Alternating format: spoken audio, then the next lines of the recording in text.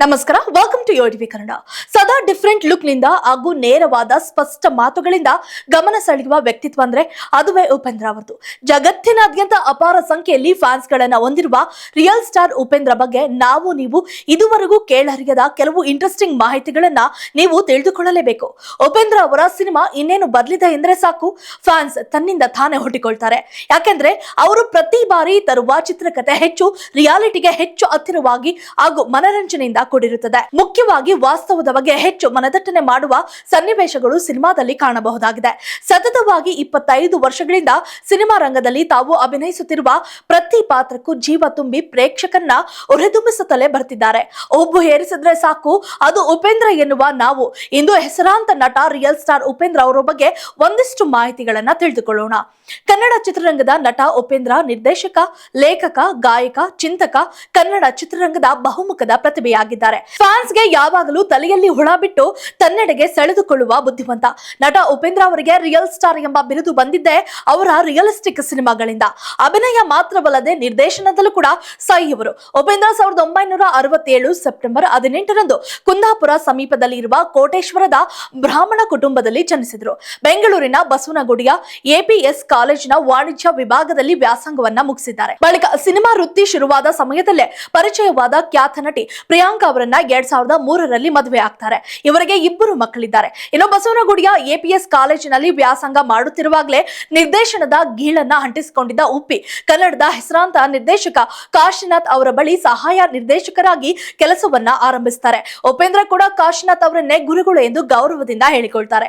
ಉಪೇಂದ್ರ 1992ರಲ್ಲಿ ಬಿಡುಗಡೆಯಾದ ತರ್ಲೆ ನನ್ ಮಗ ಚಿತ್ರದ ನಿರ್ದೇಶಕರಾಗಿ ಚಿತ್ರರಂಗಕ್ಕೆ ಪಾದಾರ್ಪಣೆ ಮಾಡ್ತಾರೆ. ಸ್ವಂತ ನಿರ್ದೇಶನದಲ್ಲಿ ಮುಂದೆ 1993ರಲ್ಲಿ ಎಂಬ RR ಚಿತ್ರ ಬಂತು. ನಾಯಕ ನಟರಾಗಿ ಇವರ ಮೊದಲ ಚಿತ್ರ 1998ರಲ್ಲಿ ಬಿಡುಗಡೆಯಾದ ಎ ಸಿನಿಮಾ. 1995ರಲ್ಲಿ ಬಿಡುಗಡೆಯಾದ ಶಿವರಾಜ್ ಕುಮಾರ್ ಅಭಿನಯದ ಓಂ ಚಿತ್ರ ಇಡೀ ಭಾರತ ಚಿತ್ರರಂಗದಲ್ಲಿಯೇ ಹೊಸ ಸಂಚಲನ ಸೃಷ್ಟಿ ಮಾಡಿತು. ಈ ಚಿತ್ರದಲ್ಲಿ ನಿಜವಾದ ರೌಡಿಗಳು ತಮ್ಮ ಪಾತ್ರಗಳಲ್ಲಿ ಸ್ವತಃ ತಾವೇ ಅಭಿನಯಿಸಿರುವುದು ವಿಶೇಷವಾಗಿದೆ. ನಂತರ ಆಪರೇಷನ್ ಅಂತ ಸ್ವಸ್ತಿಕ್ ಚಿತ್ರಗಳನ್ನ ನಿರ್ದೇಶನ ಮಾಡಿದ್ರು. 1998ರಲ್ಲಿ ತೆರೆಗೆ ಬಂದ ಎ ಚಿತ್ರವನ್ನ ನಿರ್ದೇಶಿಸಿ ಸ್ವತಃ ತಾವೇ ನಟಿಸಿ ನಾಯಕನಾಗಿಯೂ ಕೂಡ ಕನ್ನಡ ಚಿತ್ರರಂಗದಲ್ಲಿ ಪರಿಚಿತರಾದ್ರು. ಮುಂದೆ ತೆರೆಗೆ ಬಂದ ಉಪೇಂದ್ರ ಚಿತ್ರವು ಹಲವಾರು ದಾಖಲೆಗಳನ್ನ ಬರೆಯಿತು. ಇವೆರಡೂ ಚಿತ್ರಗಳು ಕನ್ನಡದಲ್ಲಿ ಮಾತ್ರವಲ್ಲದೆ ತೆಲುಗು ಚಿತ್ರರಂಗದಲ್ಲಿಯೂ ಕೂಡ ಶತದಿನವನ್ನ ಪೂರೈಸಿದವು. ಇಲ್ಲಿಂದ ಮುಂದೆ 10 ವರ್ಷಗಳ ಕಾಲ ನಿರ್ದೇಶನವನ್ನ ಬದಿಗಿಟ್ಟ ಉಪ್ಪಿ ಹಲವಾರು ಕನ್ನಡ ಚಿತ್ರಗಳಲ್ಲಿ ಅಭಿನಯ ಮಾಡಿದ್ದಾರೆ. ಮುಂದೆ ಇವರು 2010ರಲ್ಲಿ ನಿರ್ದೇಶಿಸಿದ ಸೂಪರ್ ಮತ್ತು 2015ರಲ್ಲಿ ನಿರ್ದೇಶಿಸಿದ ಉಪ್ಪಿ 2 ಚಿತ್ರಗಳು ಶತದಿನ ಪೂರೈಸಿದವು. ಹೀಗೆ ಹಲವು ಸಿನಿಮಾಗಳನ್ನ ಮಾಡಿದ್ದಾರೆ. ಉಪೇಂದ್ರ ಇತರರ ಚಿತ್ರಗಳಿಗೆ ಹಾಡುಗಳನ್ನ ರಚಿಸುವ ಜೊತೆಗೆ ಎಷ್ಟೋ ಹಾಡುಗಳಿಗೆ ಧ್ವನಿಯಾಗಿದ್ದಾರೆ.